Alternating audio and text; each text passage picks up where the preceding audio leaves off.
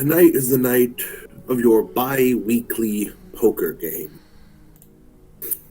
It's starting a little late this evening, on account of the fact that there's some road work happening outside, which delayed everybody from getting here on time and held you up. It's an unfortunate set of circumstances, but before long, you come into the common room on the 6th floor, one of two in the building, that is used for birthday parties, neighborhood watch meetings, and other events. The walls are the same dingy beige as the rest of the building, and the plaster is cracked and flaking. The once green carpet is almost black with wear under the folding table that Janice drags out of the storage closet in the corner for each game. A cheap chandelier lights the room adequately. It's not a dive, but it's not exactly new either. But with the tables set, the chips are down, and even though all of you are a little late, thanks to said road construction, even Janice was late. And she's the one who keeps everything organized and sets up the game.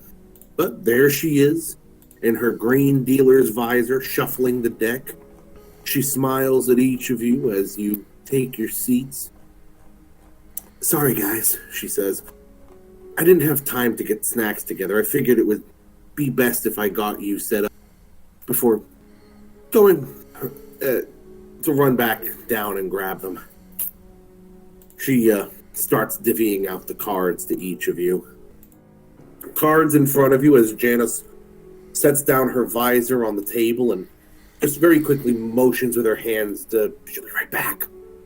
Runs out of the room to go get the snacks for everybody. Picking up your hands, it's an easy, quick game of Texas Hold'em. So, how's everybody playing? I'll be keeping it rather coy, trying not to give too much away. I'll be having the same standard rock face procedure that I undergo many of different things in life with. Nothing is given away, nothing is hinted. I look down at my cards and look up to the people. Manipulation subterfuge. So, you playing your hands straight? You cheating? Bluffing? Always straight. No nonsense, no nothing. I keep it real. Nicky will try to start conversations with his fellow players. He's here to have a good time after all. It's not a high stakes game. As he talks, he'll gesture with his hands and arms, but never revealing the cards that he's holding. So, has everyone's day been? I'll tell you, work today was crazy. There were cars outside, big pile up, all the traffic from this morning. It was hell getting out at time. Barely did. Rachel will pull her cards in and keep them close to her body. Oh, you got no idea. I almost was late to work. Doing real bad. Oh, what about you, little Tom? How was your day? I thought you'd have a lot of traffic on the playground at kindergarten, huh? Quiet tonight, Tom. Something biting you? Rachel, how was work? Same old, same old. Same shit, different day. How about you? Much the same.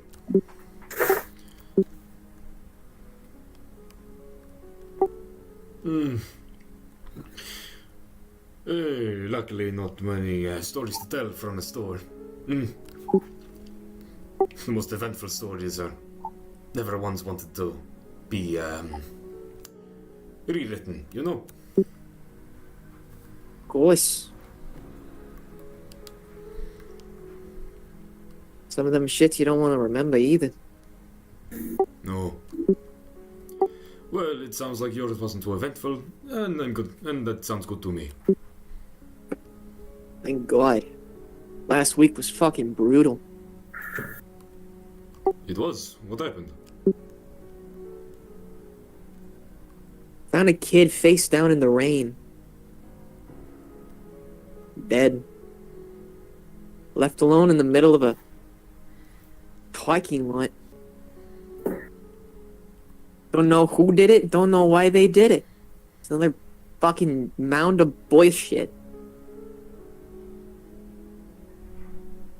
Oh. Oh, no. When he hears that, Nicky stops kind of talking with his hands, and they kind of go onto the table, shoulders slunched a little. That's terrible. Yes, sorry about bringing it up.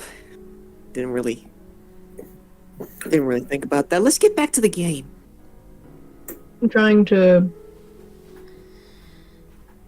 engage, tell, whenever someone tries to bluff. So far, no one's making any risky moves. No one's putting any more money in the pot except for the quote-unquote $10 buy into the hand. Everyone's playing at a very even, steady pace. As you throw your own hat into the race, yeah, your hand is looking pretty good. Keep this up, you'll probably walk away a winner. So far, Nicky and Rachel are talking work.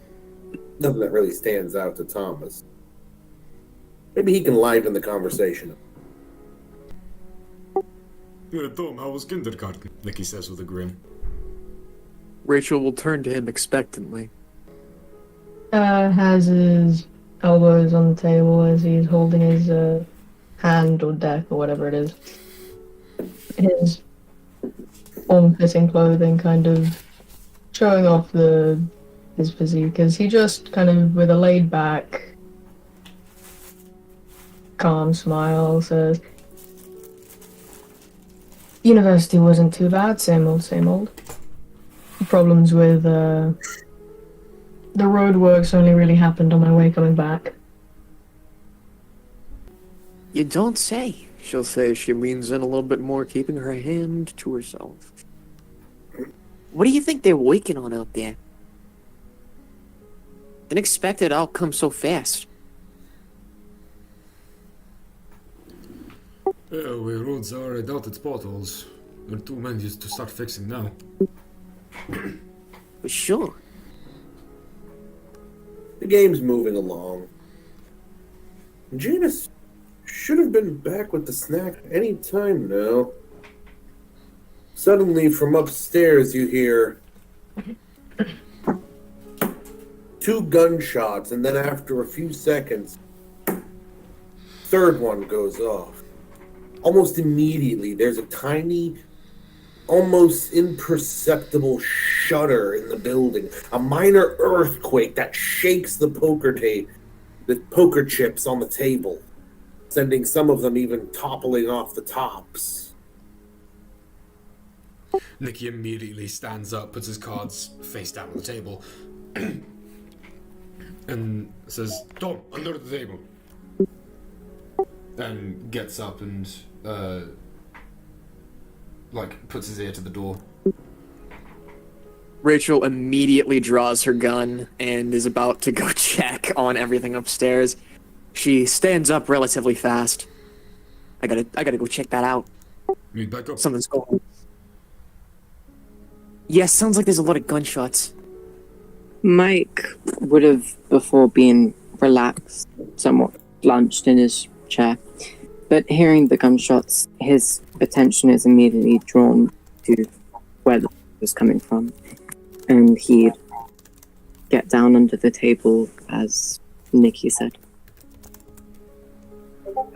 Yeah, Tom immediately kind of stands up as he hears the gunshots, putting the cards down on the table, kind of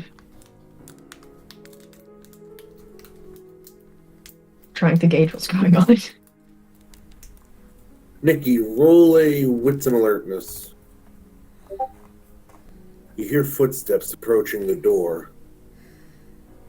Loudly, they're not from opening the door itself. I step back from the door and gesture to let Rachel know that there's someone coming. Immediately guns up. She's hiding right outside of the frame, preferably towards the way the door swings, probably staying close as to not be the first thing this man sees. If there's some kind of minor cover in between her and the door frame, she's going to take it. The moment the person walks into the room, hopefully he doesn't check where she's standing, and she's going to try and disarm him. She'll give Nikki a nod and prep her gun. Nikki will stand towards the hinge side of the door, but about 3/4 of the way. So as the door opens almost fully, he'll be standing at the 3/4 mark. Like, slightly away from the door. You watch the doors. Now it becomes audible to everyone in the room, the sound of footsteps approaching. The building dead quiet as door handle turns and creaks open to admit Janice, who walks in sans snacks and looking deeply disturbed.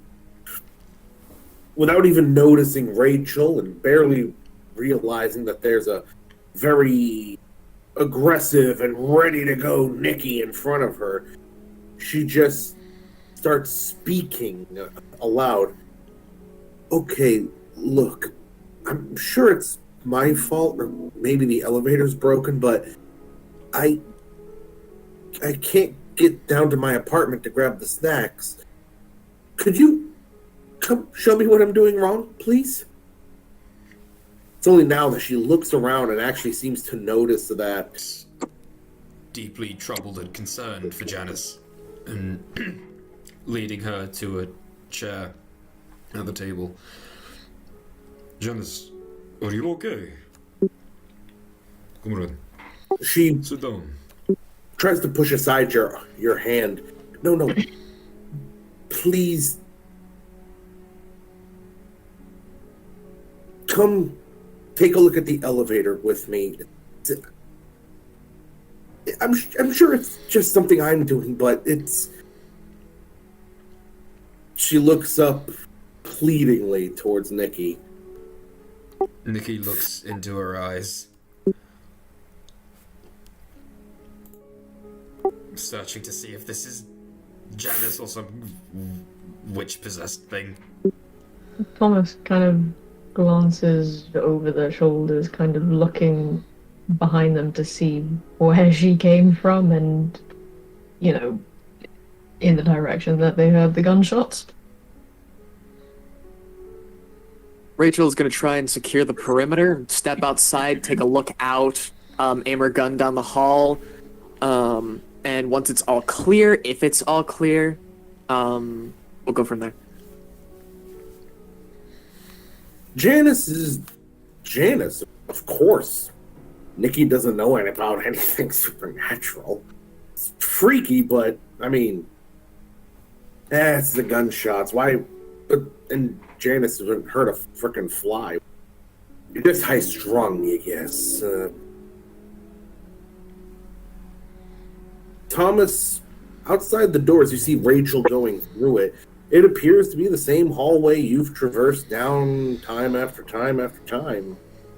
Beige walls, cracked and peeling plaster, dim lights.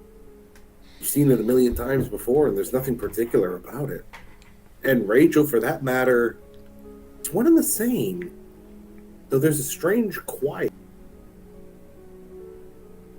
Janice, grabbing Nikki's hand, starts trying to lead him out of the room. Nikki, holds tight and stands firm. Janice, sit down. Did you not hear the gunshots? Did you not feel the tremor? What? No. Maybe it was the elevator. Maybe it's broken. Please. She puts a hand to her forehead. Just, please take a look at it for me. Can Mike try and read her to see what emotions behind what she's saying? perception empathy. Also, remember, you're a paramedic, not a shrink. What's a shrink? A therapist. I mean, She's definitely very anxious about something.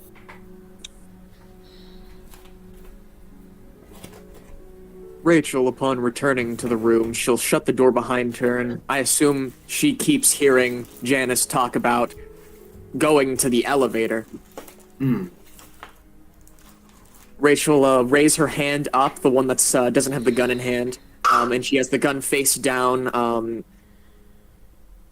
yeah, Glocks don't have a safety button; they have their own thing.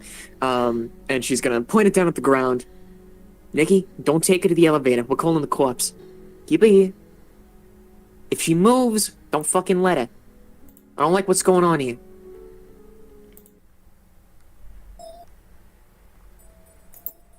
And I'm going to go over to the phone line, and I'm going to dial 911, trying to get the police on the line. Rachel. So you pick up the phone line and press it to your ear, dialing it. 911. Very hard number to remember in a panic, but not for you. You have no service. Hello? Hello? Anyone there? Fucking shit a brick, she'll say as she slams the phone onto the receiver. We're cut off. They probably got the phone lines. I don't know what the fuck's going on, but I don't like it. would there be any windows? Not in here. The common room doesn't have any windows. Your apartments, that would be another matter. Janice, at this point, is just shaking rather violently, mumbling under her breath. What is she mumbling? Both of you closest to her can hear her mumbling. What's going on? You can hear her on the verge of tears that you can see welling up in the corners of her eyes. She's looking around desperately, and you hear her mumble under her breath. Am I in hell? Nikki kneels down to be face to face with her. Janice, are you okay? What is wrong? Mike, make a perception and medicine. She's hyperventilating and going into panic. Mike would slowly approach, leaving from the table, and would tell Nikki and whoever else is close to her, okay, everyone just move. Please give her some space. He backs away slowly, but ready to catch her if she tries to run. Could Mike read her again, see if she's gotten any calmer? No, she's no calmer. She's panicking, hyperventilating. She needs us to calm down quickly, but whatever it is that she's experienced, everything going on is taxing her heavily. Mike would reach into his pocket and take out a single pill, offering it to her. Take this. Just trust me, take it. Manipulation expression.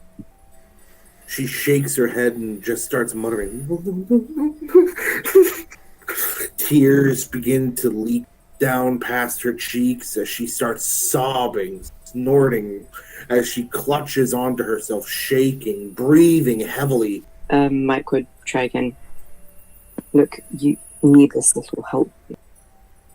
Manipulation expression. Janice, please. Please. Rachel is getting a little more anxious in the situation, but she's going back to her training, keeping herself calm. And after a little bit standing around trying to figure out what to do next, she comes up with a plan. A light bulb almost shines up above her head as she turns to the group. Mike, you try and calm it down. Nikki, you keep her close. Help Mike if you need some, and stay close to the door, just in case somebody comes back. You hear gunshots, you immediately get your ass upstairs, help me out. I'm going up the stairs, I'm going to where the gunshots were. Thomas, try and figure out the situation, try and figure out what's going on. Stay close to the door too, just in case Nikki needs backup. Do not let Janice go, do not go to the elevator. Shit's getting funny. I'll be right back. I'm not back in 5 minutes. Check up on me. All of you. Rachel, I shouldn't be going alone. I don't like that either. Janice Nikki. clutches to Mike and sobs against his chest, her tears warming and wetting his shirt, plastering it against his skin. She murmurs over and over again, I don't want to go to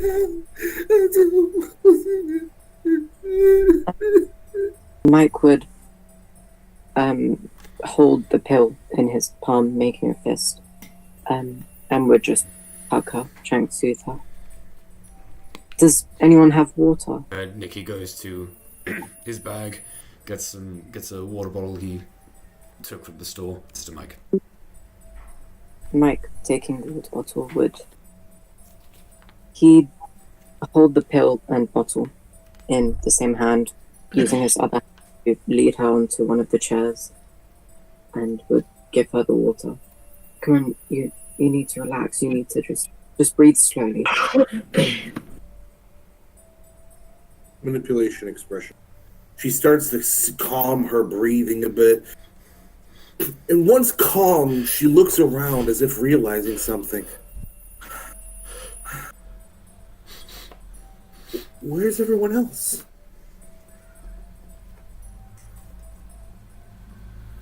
Who? The other residents. I haven't heard a peep out of anybody.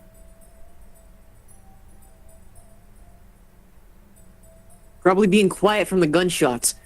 Seriously, I need to go. No, If- the elevator. Something's wrong.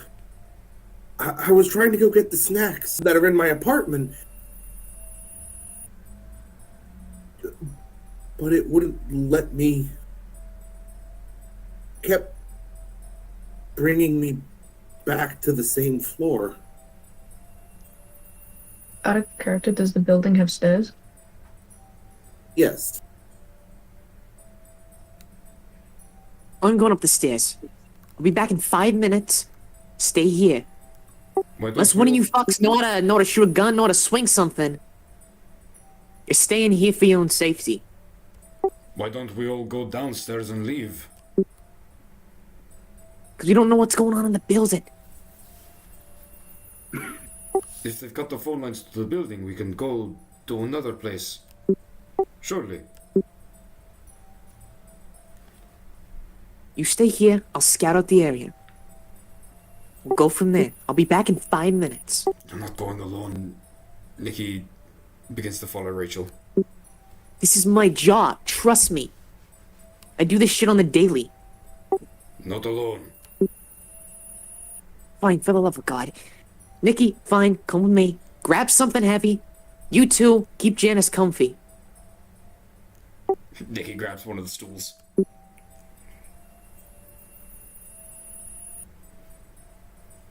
Alright, let's go.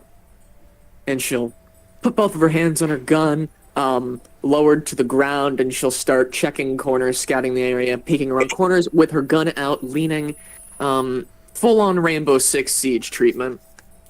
Rachel, the moment you step out, begin to look down the far way of the hall, towards where Janice went to the elevator, the other side, down to where there's various rooms, a couple of which are yours. You realize something that stops you dead in your track. The view through the window is black. There is nothing. No street light.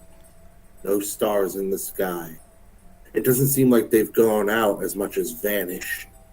There's no street below you, no sky above. The building seems to just be hanging in a void. What in the fuck?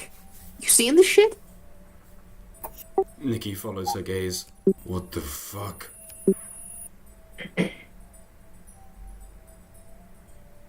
Plus, I got the power too. I can't see shit out there. God damn, what's going on? The Russians invaded? I'm going to check the stairwell. Coming with you.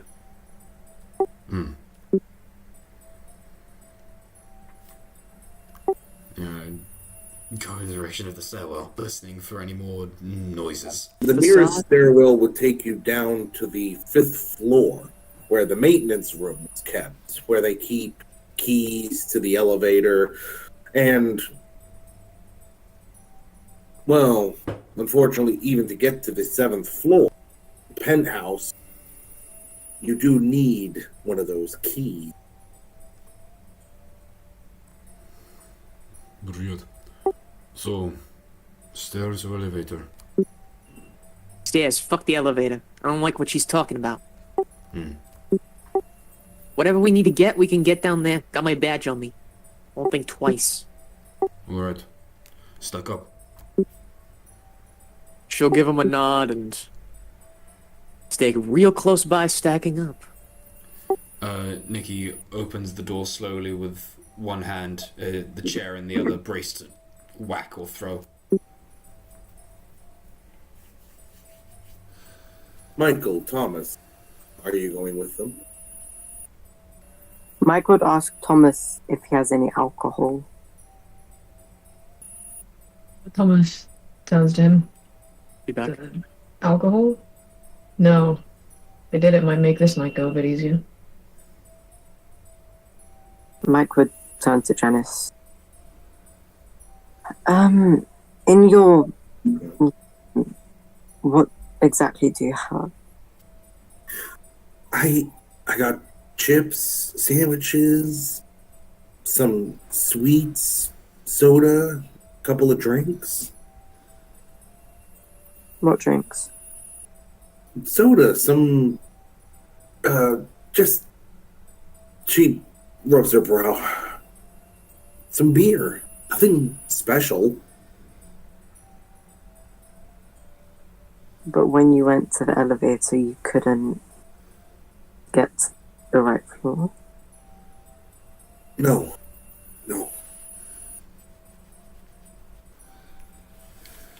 And how long did you try it for? How long do you think? The whole time I was out there.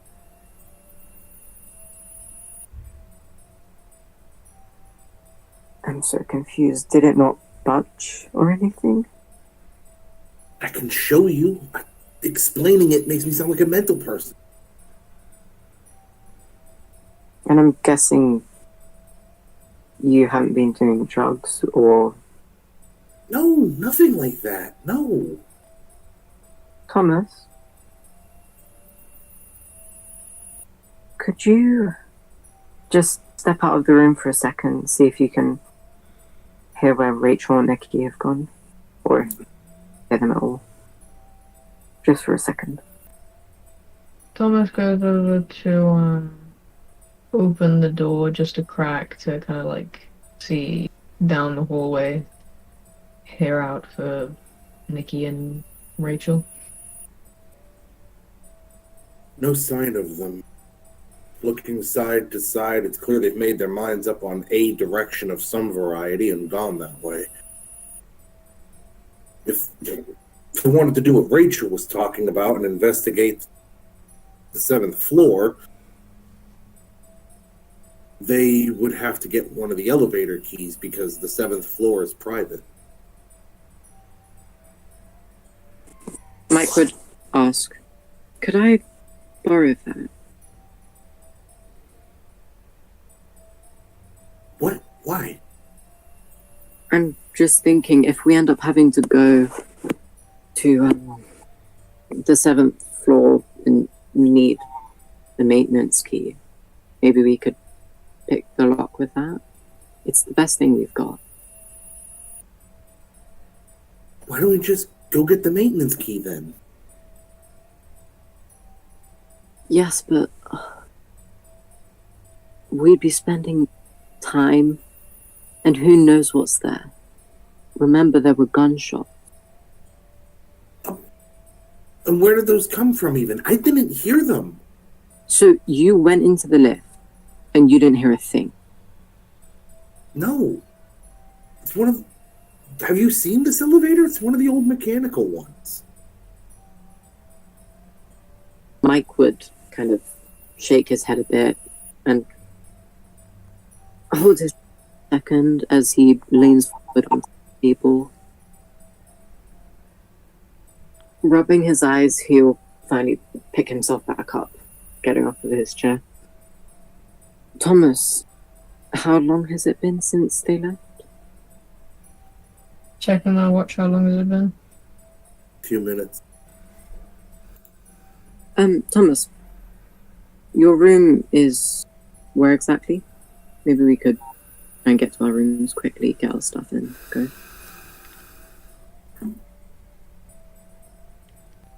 Just down the hall. Do you have anything there which we could use? Wait, Mike, what is it you're hoping to find? I don't know, something to defend ourselves with, something we could use to block, something that's just useful to have. It would, while waiting for Thomas to respond,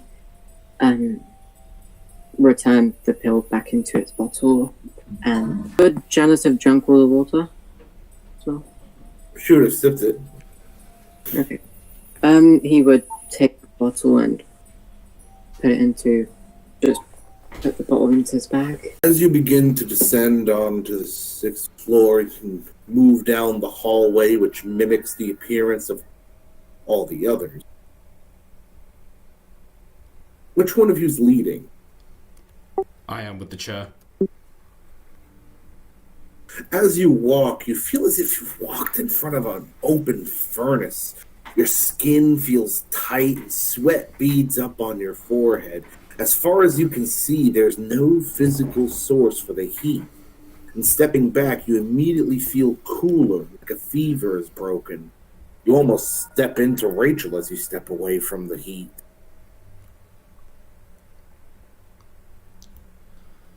Nikki swallows audibly. She must be anxiety. Good. No, I'm feeling it too. Nyland, is the maintenance room, what's closer, my room or the maintenance room? Maintenance room. Yours is close to the elevator. Ah, brilliant.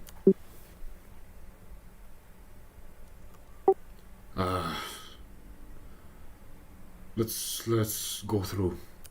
Maybe there is a problem with the boiler? I want to be surprised. We try and power through the heat. I will too. Rachel, you notice as you step moving through the patch of heat, which is literally only a very localized patch. The thermostat on the wall reading 120 degrees Fahrenheit suddenly drops back to 70 as the patch fades away. What the fuck? Something's definitely wrong with the boiler. Evidently it was 120 in here. Jesus. Mother of God, keep moving. I don't like this. Nikki nods and carries on, still holding the chair ready by his side.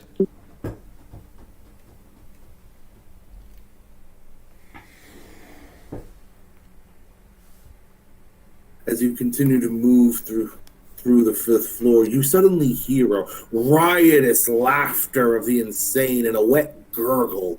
The acoustics here are vague. It could be around the corner ahead, behind you, or on the other side of the building entirely. There's no way of telling.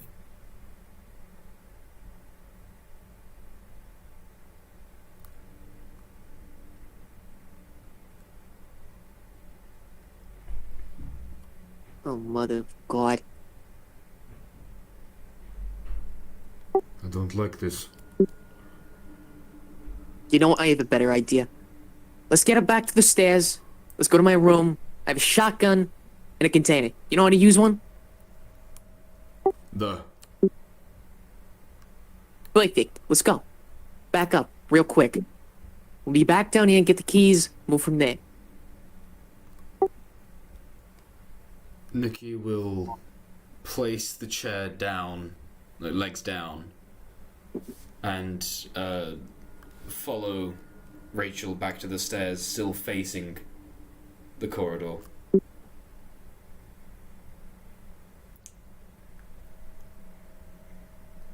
Moving back towards the stairs and proceeding upward, a shadow lingers on the wall, stretching down towards. It's only once you get a little closer that you see Thomas at the top of the step. You can hear footsteps approaching as you hear Mike closing in with Janice, now sporting a heavy medical bag, probably his paramedic's bag. Oh, thank God it's you. We're going back to my room. I got a shotgun in the locker. Do you guys find anything? Nothing but weird shit going on out of nowhere. What kind of weird are we talking? Привет. Nikki? Thermostat set to 120 and dropped back to 70 when we walked past. God damn. But it wasn't hot everywhere. It was just by the thermostat.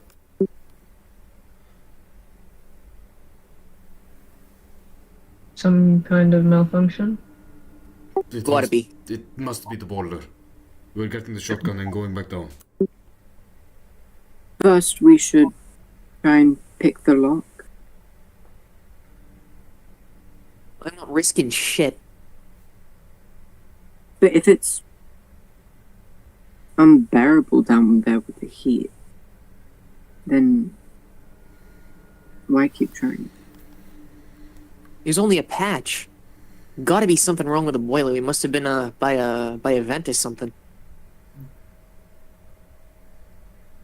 Mike would Mike, as you begin to speak, your nostrils fill with the sickly sweet smell of rotting blood. But you can't find the source of the scent. The walls have scuffs and smudges on them. Even a big scrape. However, there's no blood. The smell is almost enough to turn your stomach, and as you continue to feel something drip onto your upper lip, your nose is bleeding. I'd get a tissue You from my okay though? and I'd put pressure onto my nose. Run through your head what the causes of a nosebleed could be. There's room to believe it could be from your... Okay. Mike would slightly lean forwards while putting pressure, with the tissue, making sure that he's getting his nosebleed under control. And after doing that, taking off the tissue, would he still be bleeding? Yes. Mike would look visibly stressed, anxious, and confused. He'd Roll your willpower. You can't help it. Pulling out your pill bottle, you put a couple into your hand and swallow them down before anyone even realizes what you're taking. Mike, I'm guessing Mike would say, kind of like scrambling with his medical bag, looking for things to use, while also saying something is wrong. I don't have nosebleeds, and I don't know what would be causing this, and it's not stopping. He'd be very stressed and quick in his ways. What could he use in his medical supply bag which could help stop the bleeding? Cotton swabs. Well, cotton balls. Okay. Your nose elevated. Okay. He'd do that, and again could do a roll to try and see what could be causing it. As you pull out one of the cotton balls and begin to swap it out, the bleeding has stopped on its own. And has a hand on your shoulder asking if you're okay, and after a momentary nausea, you seem to feel better. Mike would smile with relief, kind of sighing. I feel great. Anyway, what were you going to do? He'd get around, putting his stuff back in place. Doing a little stretch at the same time, even yawning.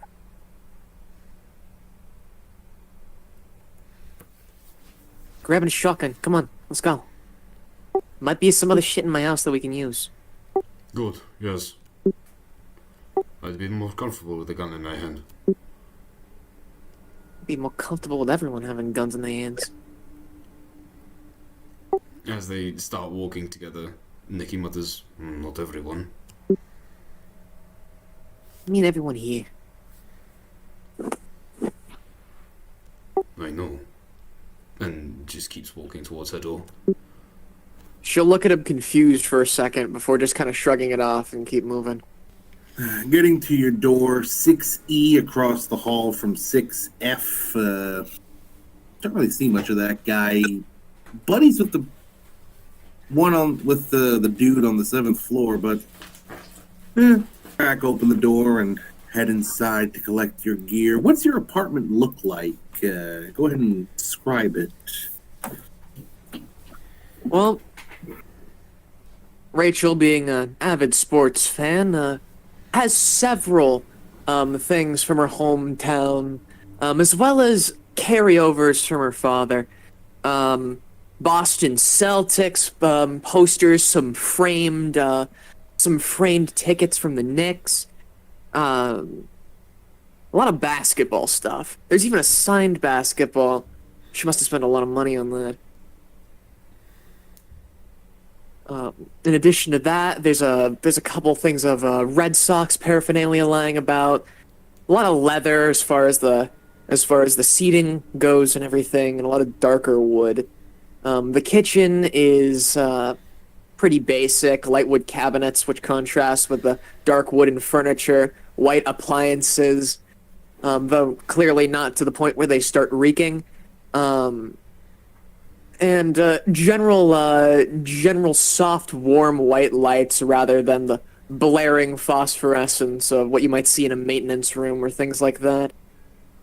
She'll take the group down to her bedroom and revealing a dark room with some gray bedding lying about, similar dark furniture, and she'll go to her closet, revealing a gun cabinet, a gun safe. She'll turn the dial to unlock it, revealing a Mossberg 500, as well as a Sig Sauer P226, and another Glock 17. There is 20 shells for the shotgun, and it looks to be 4 extra magazines for the pistols. They all seem to be double-stacked, with bullets already loaded in them. Clearly she's ready for being quick on the draw. The magazines are unloaded, the slides are racked, and they're left hanging on their various different positions. Shit.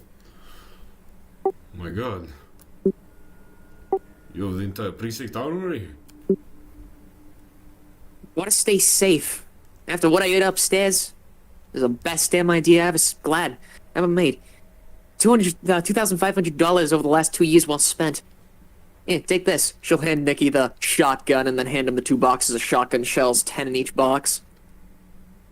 Thank you. And he, it was unloaded, right? Unloaded completely.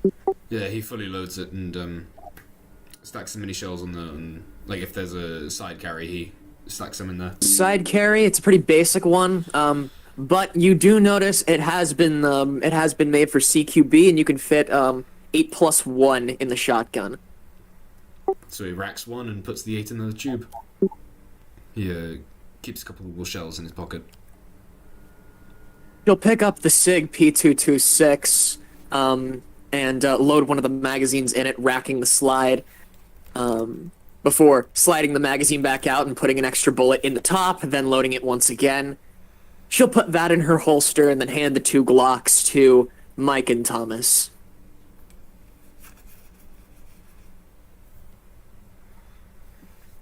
Mike would hesitantly take it, but still take it. Careful with this, you know how to use one?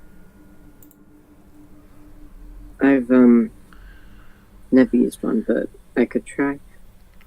It's very simple.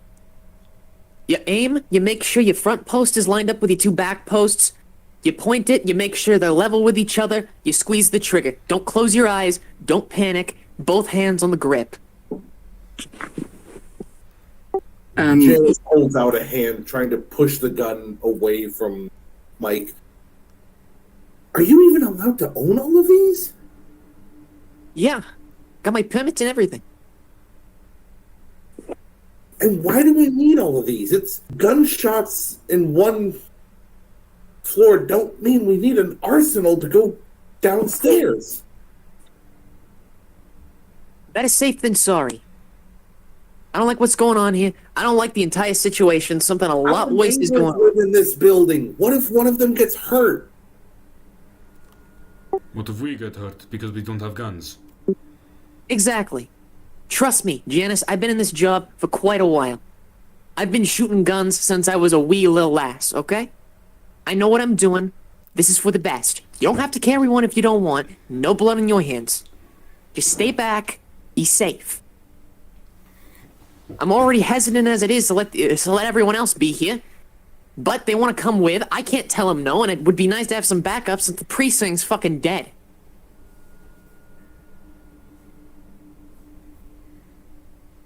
She wraps her arms around herself, rubs her shoulders as she looks away, just nodding her head.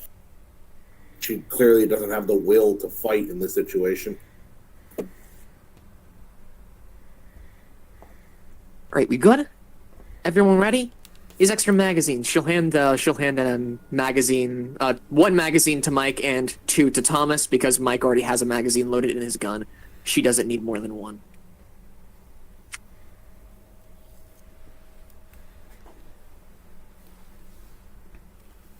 You got any close range weapons? Kitchen knives, that's about it. Maybe a couple pocket knives in a drawer here or there, and Loa lost them. Oh, fuck, that's right, there's the baseball bat, too. Careful with it, though, it's an heirloom.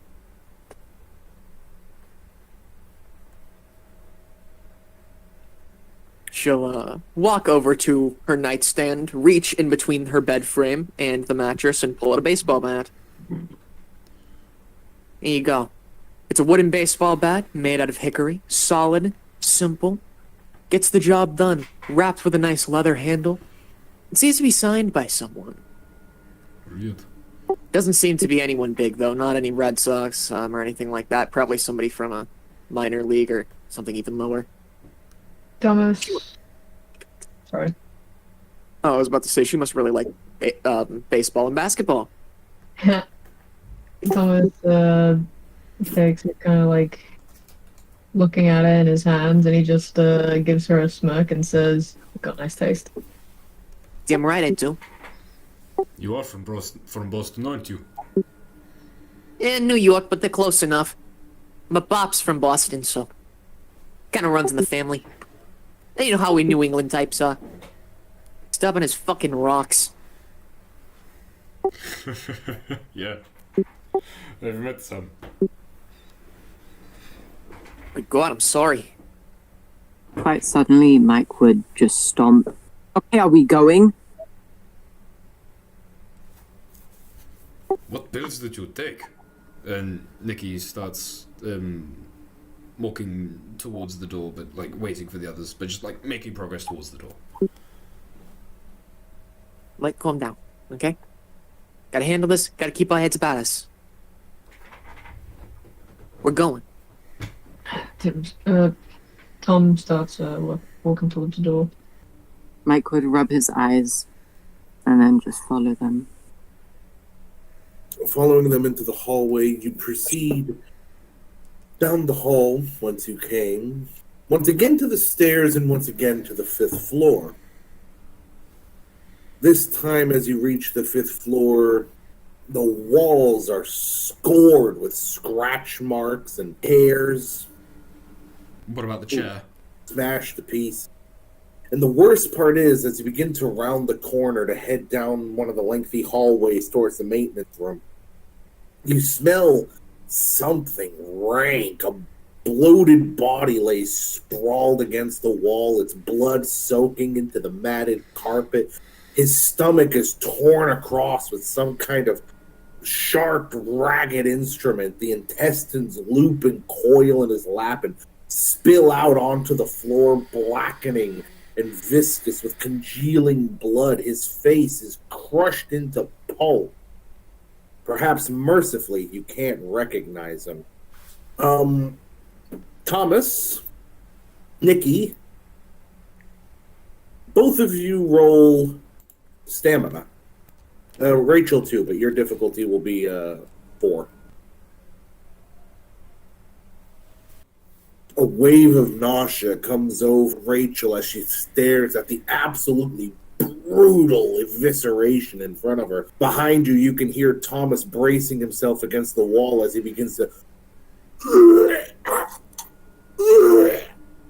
at the sight and the smell. God fucking damn. The hell could have done that? Some fucked up pokey.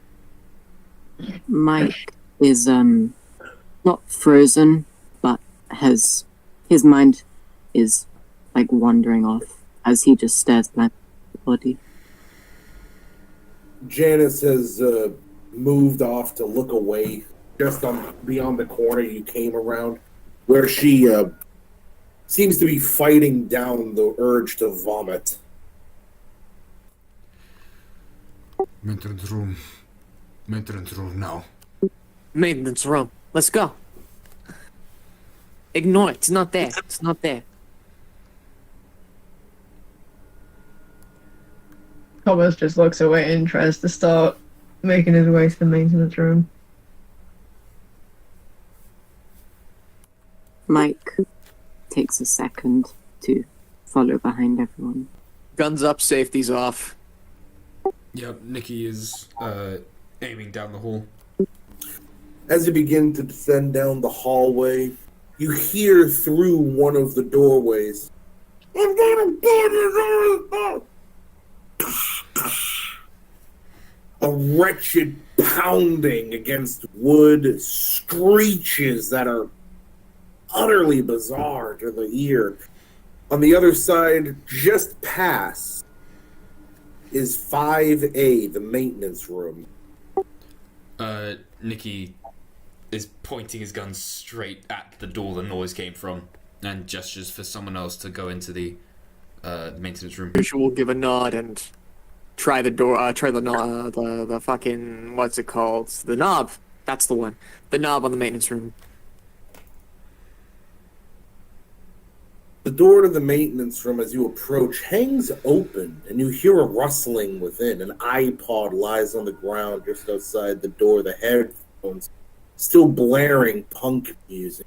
As you push open the door, you find Brandon and Orlando, the two maintenance men, are pushing and shoving at each other, fighting over a corpse slumped against the wall. They make angry, growling noises and speak in broken gibberish. The body's clothes are torn and bloody, apparently from a wound in his throat. One eye hangs free of its socket. Brandon stops fighting for the corpse and looks up, his eyes cloudy and faded. He screeches "Ah!" and bounds over the table towards you. Orlando, the older one, scurries into the back room. Rachel, you're up first as this thing that resembles the maintenance guy, Brandon, is bum rushing you. As a God-fearing American, I am well within my right to use my best judgment and commit to self-defense. So I'm going to immediately go for popping him in probably the center of mass body, looking to aim somewhere in the upper chest area, because that might stop him faster. Mm-hmm. Alright. Jackson firearms. The pistol you fire. Gun's jammed. Oh shit. The bullet failed to fire, and not only that, but you can hear it's clearly clogged in the cycling pin. The guy rushes across the room, barreling towards you. Ah! Thomas, time for you to step in and save a lady. Yeah, can I step in front of Rachel swinging at the guy? Dex and melee. Quickly stepping in front of Rachel as she lowers her gun to examine it, you lift the bat. Flah! You catch him right in the ribs as he bends like a ewe, snarling. He wildly swings his arms out, grabbing and slashing for you. Can I, like, back away, also kind of motioning for Rachel to back away? You dodge, he shoves your shoulder, trying to grab against you. You slightly knock over the coat rack just as you're coming in, but you manage to get away from him as he starts flailing himself towards Rachel. Nikki, you're up. I'm guessing I'm a lot bigger than him. Yeah, you've always kind of had to look down at Brandon whenever you ask him to fix something in your apartment. Guy stands at about 5'7". You tower over him. Bitch. I'd like to blow past Rachel and Thomas, just grab his head and just slam him against the wall with my offhand. Strength and roll. Does reserves of strength count? Yep. Yeah, baby. Oh, yeah, baby. Stepping past Rachel. Rachel, you see this massive paw of a hand reach out in front of you just as you make eye contact with this thing before Nikki snatches him by the head, lifts him off his feet like a rag doll, and slams him against the wall so hard the plaster cracks inward as the thing stops moving, going limp. A bit of blood trickles down the back of its head as it's dropped and it collapses to the ground.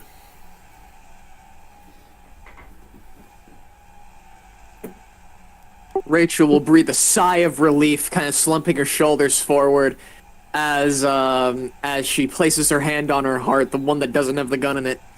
Oh my fucking god. My gun fucking jammed. Saved my life. Both of you, thanks. Jesus.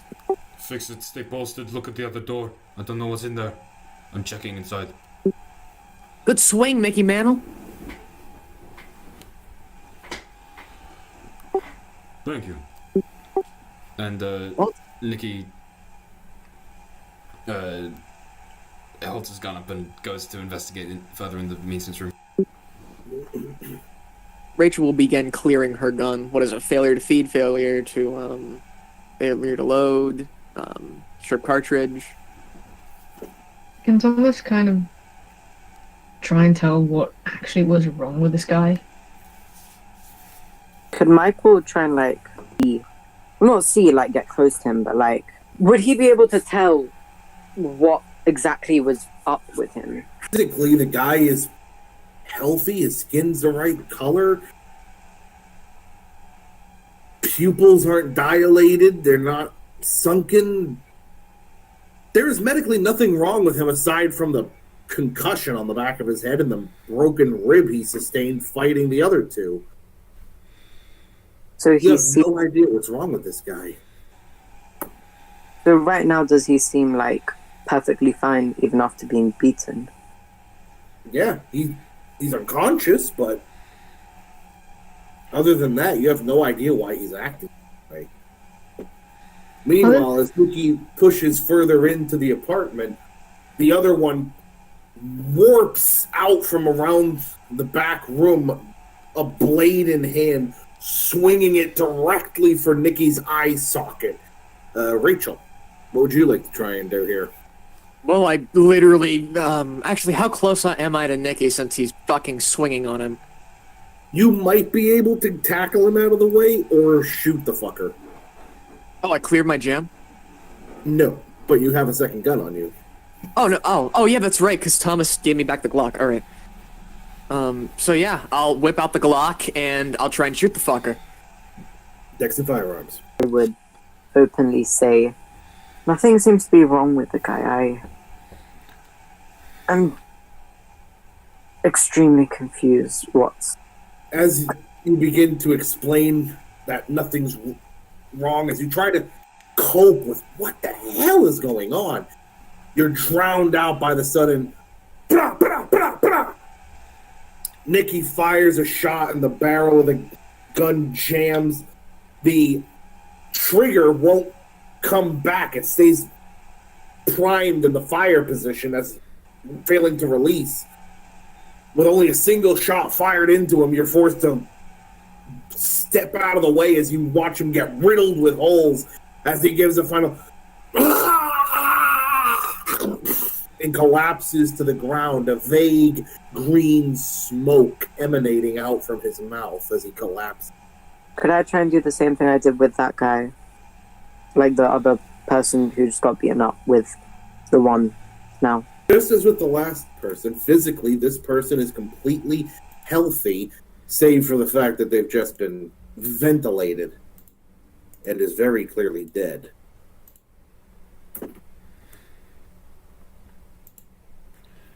Rachel, roll your willpower.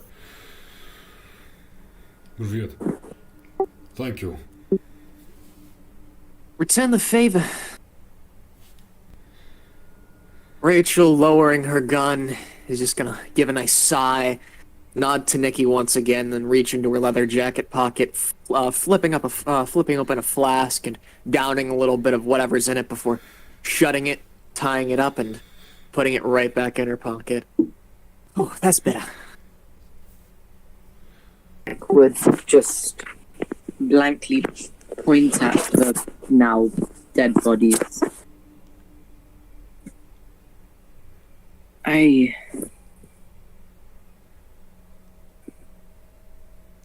don't know what the hell was wrong with those.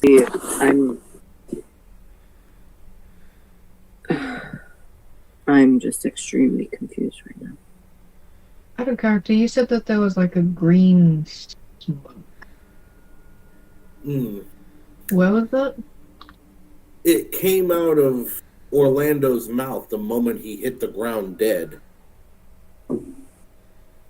Whether or not it came out of Brandon's, you weren't able to see at the time with everything going on. Which, he's still alive, physically speaking. Whether or not he's still insane, it's anyone's guess. From across the hall, you hear a gunshot. Nikki would clear the jam and the shotgun and go towards the new gunshot. Does anyone have anything to tie up Brandon with? What if he wakes up? He doesn't seem right in the head. Rachel will look around the maintenance room. Anything in here that might be usable? Chains, ropes?